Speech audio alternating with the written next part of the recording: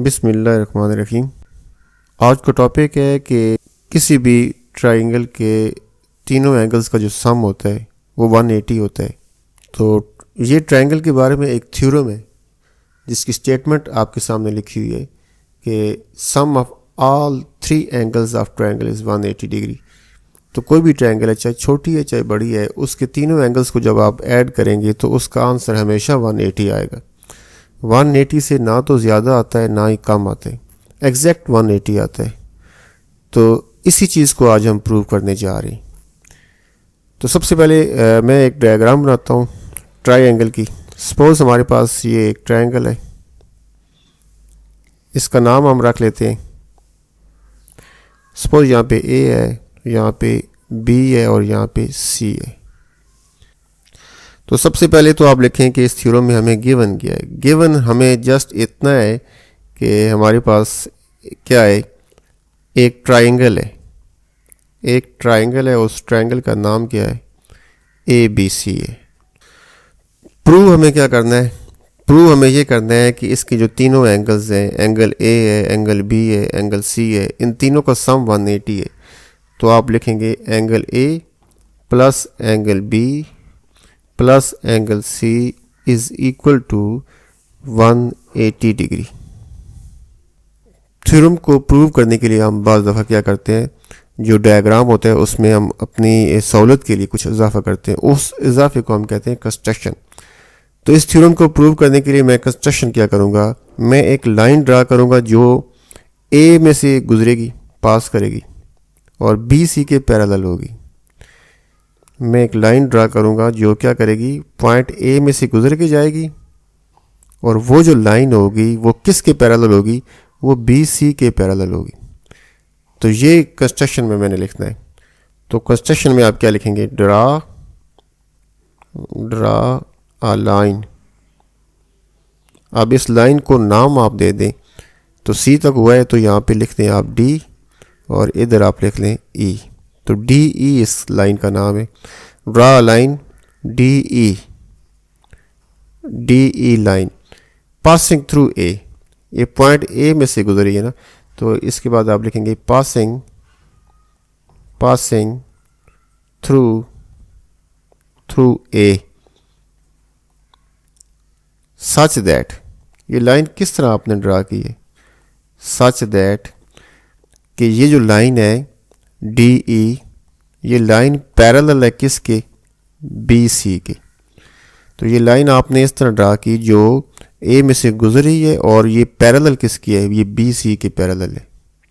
तो ये तो नंबर 1 हो गया, कंस्ट्रक्शन में नंबर 1 ये हो गया। नंबर 2 पे आप क्या करेंगे, ये कुछ एंगल बने हुए हैं, इनको मैं नाम देता हूँ, क्योंकि एंगल्स को जब आप नाम देंगे तो आपका जो थ्योरम है वो प्रूव करना इजी हो जाता है। तो सपोज कर लेते हैं ये जो एंगल ए है ये एंगल 1 है और एंगल बी जो है इसको मैं एंगल 2 कहता हूँ, एंगल सी को मैं एंगल 3 कहता हूँ। सिमिलरली ये जो ऊपर बने हुए हैं इसको मैं एंगल कह लेता हूँ, ये 4 है और ये वाला जो एंगल है ये कौन सा एंगल हो गया, 5 हो गया। तो ये 5 एंगल मैंने नाम दे दी।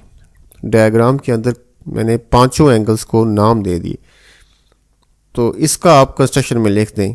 आप लिखें नेम दी एंगल्स,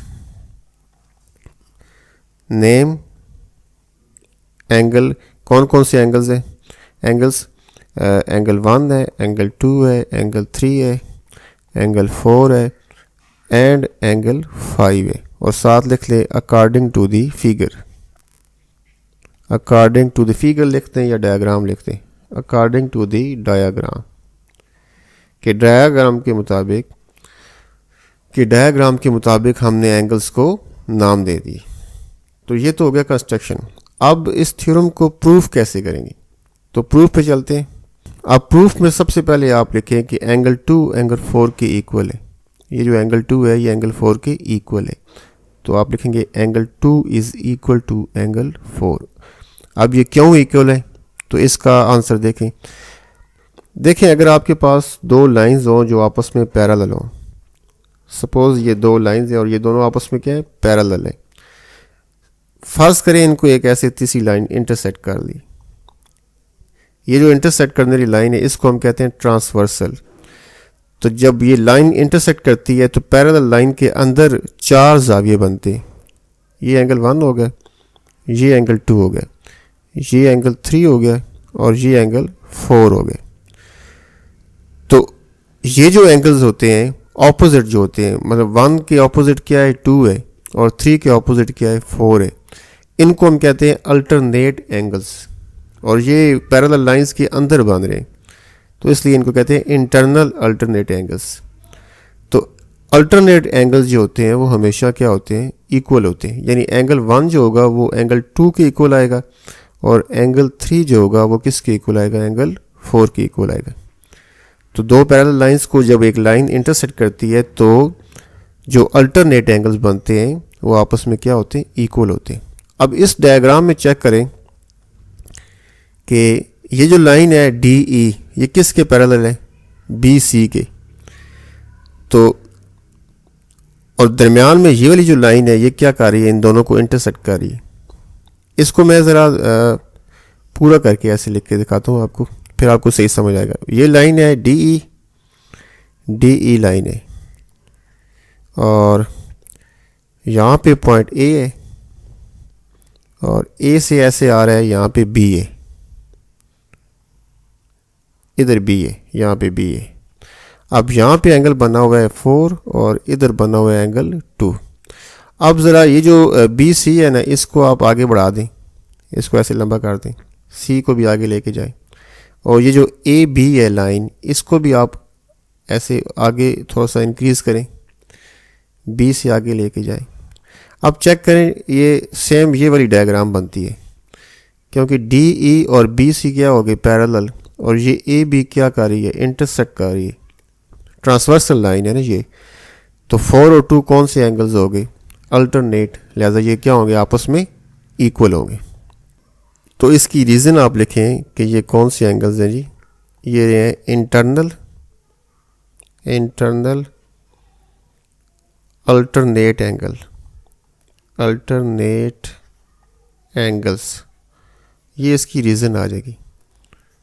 सिमिलरली मुझे बताएं कि ये 3 और 5 जो है ये भी आपस में क्या होंगे, इक्वल होंगे।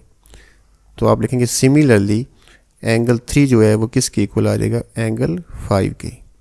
इसकी रीज़न भी सेम ही आप देंगे, इंटरनल अल्टरनेट एंगल्स, ये सेम रीज़न इसकी आ जाएगी। अब ज़रा देखें कि जो पॉइंट ए है इसके ऊपर कितने एंगल्स बन रहे हैं, 3 एंगल्स बन रहे हैं, 4, 1, 5, तीनों एक ही पॉइंट पे बन रहे हैं और ये डी ई लाइन के ऊपर बन रहे हैं। ये डी ई लाइन है, यहाँ पे पॉइंट ए है और इस पॉइंट के ऊपर जो है वो ऐसे 3 एंगल बन रहे हैं, 4, यहाँ पे क्या है 1 है, यहाँ पे क्या है 5 है। यानी एक ही पॉइंट है और लाइन भी कौन सी है, एक ही लाइन है। तो एक लाइन के ऊपर अगर किसी एक पॉइंट पे कुछ जाविये बने, 2 बनते हैं, 3 बनते हैं, 4 बनते हैं, जितने भी बनते हैं, पॉइंट एक है तो उन सारों का सम कितना होता है, 180 होता है। तो ये चूँकि एक लाइन है, एक लाइन के ऊपर टोटल सम कितना होता है, 180 होता है। आप डी यूज़ करते हैं ना, ज्योमेट्री में डी आप यूज़ करते हैं, तो डी जो है वो 0 से स्टार्ट होती है कहाँ तक, तो डी जो है वो 0 से स्टार्ट होती है कहाँ तक जाती है, 180 तक जाती है। तो इसलिए जो एक लाइन होती है मैक्सिमम एंगल वहाँ पे कितने होते हैं, 180 होते हैं। तो अब ये जो तीनों एंगल्स हैं 4, 1 एंड 5 ये किसके इक्वल आ जाएंगे, इन तीनों का सम किसके इक्वल आएगा, 180 के। तो आप लिखेंगे angle 1 plus angle 4 plus angle 5 is equal to 180 degree. इसका आप लिख सकते हैं सप्लीमेंट्री पोस्टुलेट, अगर आप लिखना चाहें तो लिखते हैं सप्लीमेंट्री पोस्टुलेट कि किसी लाइन के ऊपर अगर एक पॉइंट है तो उस पॉइंट पे जितने भी एंगल्स बनते हैं उन सब का सम कितना होता है, 180 होते हैं। This is supplementary postulate. इसको इक्वेशन नंबर 1 का नाम आप दें, एंगल 2 एंगल 4 की इक्वल है, ये इक्वेशन 1 होगी, ये इक्वेशन 1 होगी। और इसको इक्वेशन 2 का नाम आप दें, इक्वेशन 2। अब देखें एंगल 4 जो है वो किसके इक्वल है, एंगल 2 के इक्वल है और एंगल 5 जो है वो किसके इक्वल है, एंगल 3 के इक्वल है। तो अगले स्टेप में आप क्या करेंगे, एंगल 4 की जगह पे एंगल 2 लिखना है और एंगल 5 की जगह पे एंगल 3 लिखना है आपने, क्योंकि 1 और 2 के मुताबिक 4 2 के इक्वल है और 5 किसके इक्वल है, 3 के इक्वल है। तो आप लिखेंगे एंगल 1 ये एज इट इज़ आ जाएगा, प्लस एंगल 4 की जगह पे आ जाएगा एंगल 2, प्लस एंगल 5 की जगह पे आ जाएगा angle 3 is equal to 180 degree. ये right side as it is आ गई, जैसे आई ऐसे ही आ गई। इसकी रीज़न आप क्या देंगे, आप लिखें बाई इक्वेशन 1 एंड 2। अब एंगल 1 एंगल 2 और एंगल 3 ये एक्चुअल में कौन से एंगल है, एंगल 1 जो है वो कौन सा एंगल है, एंगल ए है ना, और 2 कौन सा एंगल है, एंगल बी है, और 3 कौन सा है, एंगल सी है। तो इनकी जगह पे आप फिर लिखते हैं ए बी सी। एंगल 1 की जगह पे आ जाएगा एंगल ए, प्लस एंगल 2 की जगह पे आ जाएगा एंगल बी, प्लस और एंगल 3 की जगह पे आ जाएगा एंगल सी, बराबर है 180 डिग्री। यानी किसी भी ट्रायंगल के जो तीनों एंगल्स होते हैं उनका अगर आप सम करेंगे तो वो किसके इक्वल आएगा, 180 degree, which is required proof. यही आपका रिक्वायर्ड प्रूफ था। End of lesson. अल्लाह हाफिज़।